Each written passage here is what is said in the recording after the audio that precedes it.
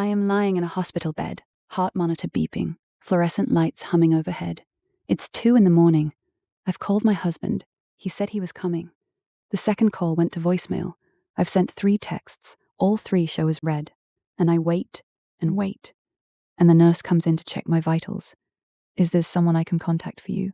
Family? A friend? Anyone? I said, no, thank you. My husband is on his way. There must have been traffic. I was laying there staring at the ceiling for 6 more hours. He never came.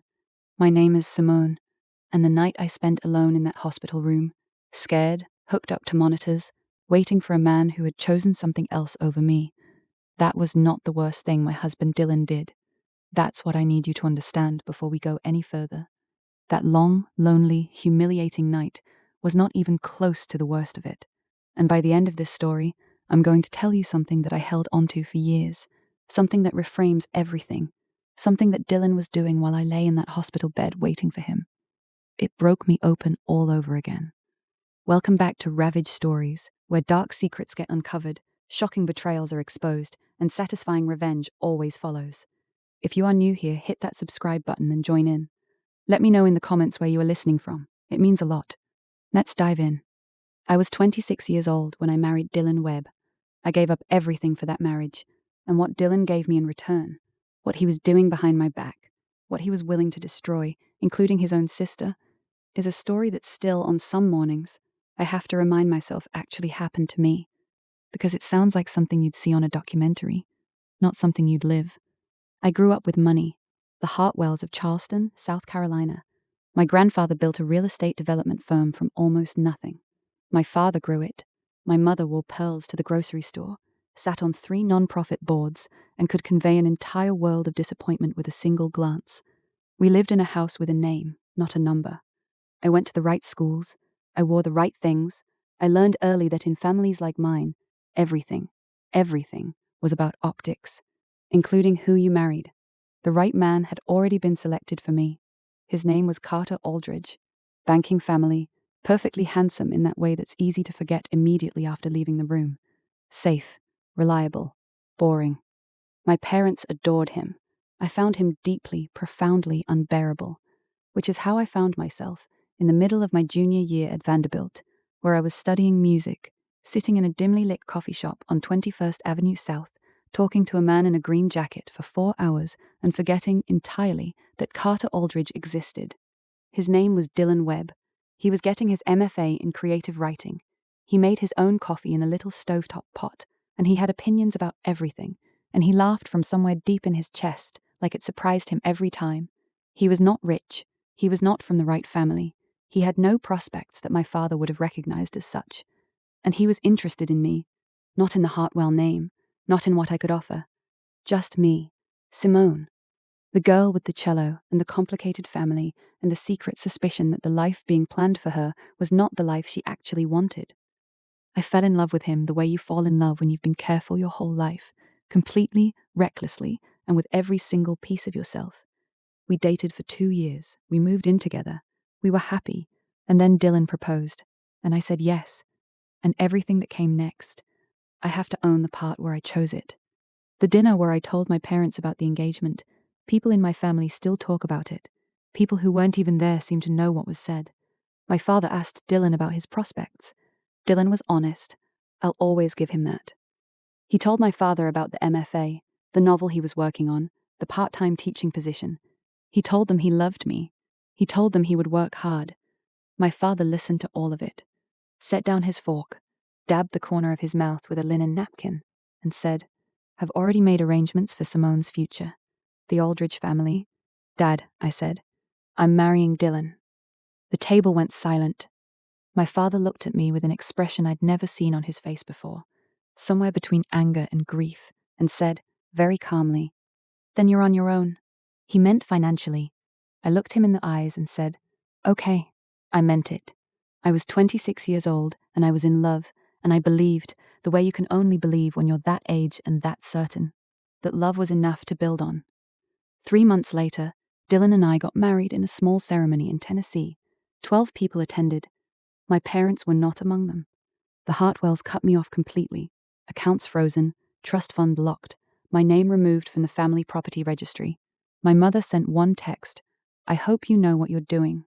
And then, silence. For the first 6 months, we were okay. Tight, but okay. I taught cello lessons. Dylan taught writing. We were the romantic kind of broke that feels almost like an adventure when you believe it's temporary. And then, on a Thursday night in late November, I collapsed in our apartment hallway. I had been running on empty for months without knowing it. Back-to-back lessons, extra work, not sleeping, not eating properly. I had a congenital heart condition I didn't even know about. An irregularity that had never been a problem until I pushed my body past every limit it had. My neighbor found me. She called an ambulance. I woke up in the ER, hooked to a heart monitor, disoriented and scared, and the first thing I did, the very first thing, was call Dylan. He answered on the second ring. I told him where I was. I told him what had happened. I kept my voice steady because I'm always steady in a crisis. It's a reflex I grew up with, something you develop when you're raised in a house where showing fear is treated as weakness. "I'll be there," he said. "Give me an hour." I said, "Okay." I settled back against the pillow. I watched the door. An hour passed. I called again, voicemail. I texted. It showed delivered, then read. No response. I told myself, traffic. I told myself maybe he hadn't heard the voicemail. I told myself there was a reason. 2 hours, 3, 4. I turned my face toward the window so the camera in the hallway wouldn't see me cry. I spent that night alone in that hospital room. I was then discharged. I took a cab home. When I walked through the door, Dylan was asleep on the couch, still dressed from the night before.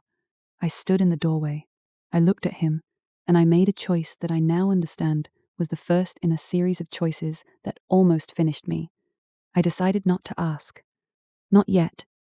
I told myself I needed to hear him out, that I would give him the chance to explain. I went to the bedroom, lay down. He woke up 2 hours later and came to find me. He stood in the doorway, looking wrecked, pale, red-eyed, guilty in a way I recognized but couldn't yet name. He said he was sorry. He said he panicked, that hospitals scared him, that he didn't know how to handle it, that he froze, that he was going to do better. I said okay, because I was still wearing the hospital bracelet and my heart was still healing, and I did not have the strength to pull on that thread and see how far it unraveled. But here is the thing I didn't know. Dylan didn't freeze that night. He didn't panic. He didn't sit at home unable to move, paralyzed by fear. He was at a card table. That was the night Dylan placed his first real bet. Not a friendly game. A real game, real money, a back room, serious players, serious stakes. He had been circling that world for weeks, drawn to it, telling himself he was just watching. But that night, something in him made a decision. He turned his phone face down on the table. He slid it into his pocket. He chose to stay. That was not the worst thing Dylan did to me, but it was the moment I stopped being fully safe inside my own marriage. I just didn't know it yet. It started small, the way these things always do. A poker night with some guys from his department. Friendly, he said. Low stakes. The kind of thing I didn't even think to ask about when he came home at midnight smelling like beer and cigarettes. Then the poker nights got more frequent. The location changed, from someone's living room to a bar. Then the stakes stopped being low. I didn't know. I didn't notice. I was working. I was stretching every dollar. I was building a life. And Dylan was quietly demolishing it. Small amounts at first. 50s, hundreds, explainable things. Then the emergency fund we'd built together over 18 months started to drain. I saw the numbers changing, but I accepted every explanation he gave me. I told myself stories. And then came the faculty dinner, the music department's annual gathering. I had just been invited to join as an adjunct instructor. I was proud of it. I wore a green dress. I felt good. I felt like things were finally starting to move. Dylan was already 3 drinks in when we arrived. He was charming when he drank, looser, funnier. I didn't worry at first. But then the department head, a lovely woman named Dr. Kern, asked me about my background, and Dylan leaned in and said, loudly enough for the whole table to hear, "She comes from money, old Charleston money, but she chose this." He gestured at the room, at me, at my $22 an hour adjunct position, chose music lessons over a trust fund. Very bohemian of her. The table went quiet. "Dylan," I said, softly. "No, it's admirable," he said, his voice sharpening. Most women in her position would have taken the arranged marriage, done the sensible thing. But Simone wanted love. He said the word love the way you say a punchline. I didn't cry until I was in the car. I didn't speak to him for 2 days. He apologized. He was genuinely, visibly sorry. I could feel it. He held me and told me he didn't know why he'd said it, that he was drunk, that I deserved better. I forgave him, because I loved him. But there was something else, something happening in the dark that I knew nothing about. Dylan had a sister, Dana, mid-30s, healthcare administration, small apartment in Nashville. He talked about her warmly. They texted. I had met her twice and liked her. What I didn't know, what nobody knew, was that Dylan had stolen her identity. Over 14 months, he had opened 3 credit cards in Dana's name, taken out a personal loan using her social security number, run every account to its limit. His own sister, Dana, had no idea. She lived frugally and didn't check her credit regularly, because why would she? By the time it unraveled, Dana's credit score had been decimated. $41,000 in debt she had never incurred, a loan in default, collections calls 3 times a week, all of it in her name. I found out about the savings account on a Wednesday in March. I went to transfer money for a car repair. The account held $11. $11. I sat in the parking lot of the mechanic's shop for 27 minutes staring at my phone. Then I called Dylan. No answer. Called again. No answer. I drove home. I sat at the kitchen table. I waited. When he came through the door 2 hours later, he stopped the moment he saw my face. He knew. I could see him knowing. Where is it? I asked. He tried to find a way around it. He started 3 different sentences and stopped each one. And then he sat down across from me and told me.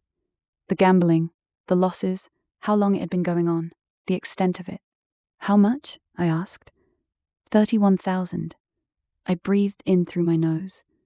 That's the emergency fund, the car fund, the down payment we were saving. Dylan, what did you think was going to happen? He had no answer. He fell asleep that night in the exhausted, miserable way of someone who has finally put down something very heavy. And I sat in our bedroom and thought about calling my mother, about whether that number still worked, about whether my mother would answer. I didn't call. Instead, I made a list. What we had, what we owed, how long we could sustain this if he stopped immediately. I was building a bridge out of the wreckage, but I hadn't found the second fire yet. I didn't know about Dana. Dana called me on a Thursday morning in late April. I didn't recognize the number. The text that preceded the call read, "This is Dana, Dylan's sister. I need to talk to you, please." I called her back immediately. She talked for 40 minutes. I sat on the bathroom floor with my back against the tub, because somewhere around minute 5, my legs stopped working properly, and the floor felt like the safest place to be. She had discovered the fraud 3 weeks earlier, applied for a car loan, been denied, pulled her credit report, found accounts she'd never opened, a loan she'd never taken. She spent 2 weeks tracing it back, calling creditors, filing disputes, trying to understand what had happened. And then a creditor read her an address. My address. She found Dylan's signature on the loan application. "I know my brother's handwriting," she said. I didn't want to believe it. I went through every other possibility, but it was him. I couldn't speak. $41,000, she said. My score dropped over 200 points. I can't get an apartment. I can't get a loan. She stopped, steadied herself. "I'm sorry to call you. I don't think you knew." "I didn't know," I whispered. "I know you didn't. That's why I called you instead of going straight to the police." That sentence landed like a stone dropped from a great height. Instead of going straight to the police. She was giving us a window, a small one, closing fast. I hung up the phone. I sat on that bathroom floor for another 20 minutes, and then something happened that I can only describe as a kind of internal earthquake. Quiet on the surface, catastrophic underneath. Something load-bearing gave way. I had given up my family for Dylan, my inheritance, my parents, my old life, my safety net, every material and emotional security I had ever known. And while I lay alone in a hospital bed with a broken heart, literally, he had been at a card table, and, in the background, dismantling his own sister, to fund losses he couldn't stop chasing. I thought about the faculty dinner, about the word love said like a punchline. I thought about $11 in our account. I thought about the hospital bracelet I'd worn home in a cab, alone, the morning after. And then I stopped thinking about Dylan. For the first time in years, I started thinking about myself. I did 4 things in the next 72 hours. I called a lawyer. A friend from Vanderbilt, Grace, family law, sharp as anything, answered on the second ring. I told her everything. She listened without flinching and said, "Okay, here's what you need to do." And she told me. I opened my own bank account. I rerouted my next 2 paychecks directly into it, and I began documenting every shared account, every balance, every outstanding debt. I called Dana back. I told her I was not going to ask her to wait, not for me, not for Dylan, that whatever she needed to do to protect herself legally, I supported it completely. And then I said, "I'm leaving him, but I want to help you first, if you'll let me." She was quiet for a moment. Then, "Okay." And then I called my mother. I had not spoken to Patricia Hartwell in almost 2 years. I did not know if she would answer. I dialed the number I had known my whole life, and I stood in our kitchen. The kitchen I had furnished with second-hand chairs and a tablecloth from a discount store, and I waited. She answered on the 3rd ring. There was a pause when she heard my voice, a half-second of something being recalibrated, and then, in the particular voice my mother reserved for moments when the armor came off, quiet, warm, she said, "Hello, sweetheart." And I said, "Mom, I need help. I have said harder things in my life. I have survived harder moments, but those 4 words, 'Mom, I need help,' were among the most difficult I have ever forced out of my mouth." My mother did not say, "I told you so." She said, "Tell me everything." And I did. Meanwhile, Dylan came home that Thursday night to a wife who looked at him differently. I made dinner. I was civil, but something in me had closed. I chose Saturday morning.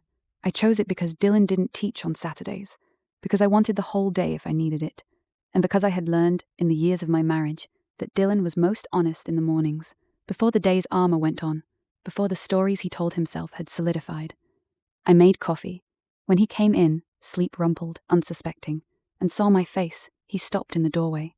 "Sit down," I said. "Dana called me," I said, "on Thursday." I watched the color leave his face. I watched the calculation, the split second of instinct to deny, and then the slow, total deflation of someone who has run out of road. $41,000. I said. Her credit, her name, her identity. I was going to pay it back. Stop. My voice didn't rise. It didn't need to. I am not asking for an explanation. I'm not interested in it. I've spoken to a lawyer. I've called my mother. I've already told Dana that whatever she needs to do legally, she has my full support. What I'm telling you now is that I'm leaving. Simone, please. I lost my family for you. And here is where my voice cracked. I lost my inheritance, my parents. I gave up everything because I believed in you, because I believed in us. And you took that and you fed it into a machine that ate it alive. And when that wasn't enough, you stole from Dana. I know, he said. I know you know, I said. I pushed his coffee cup toward him. I've arranged to stay with my mother. My lawyer will be in touch about the divorce. Dana has been referred to an attorney. And Dylan? I stood up. You need help. Real help. Find it. I picked up the bag I had packed the night before, and I walked out. I did not look back. Some people have told me that sounds cold. I understand why. But what it actually was someone who had finally decided that her own life was worth saving. I moved back to Charleston. The reconciliation with my parents was not clean or simple or fast. My father is a proud man, and proud men move slowly toward admission. But he moved. We had a conversation 2 weeks after I came home that lasted 3 hours and ended with both of us in tears and neither of us quite winning, which is the only honest way a reconciliation can end. He told me he had been wrong to try to arrange my future like a business transaction. I told him I had been naive about what love alone could sustain. My mother, I think, had forgiven me the moment I left. Her silence had never been cold. It had been waiting. I joined the faculty of a performing arts high school in Charleston. I teach cello. Within 2 years, I had built a reputation I was proud of. Within 4, a waiting list. Dana filed a police report. The case moved through the legal system at the grinding pace.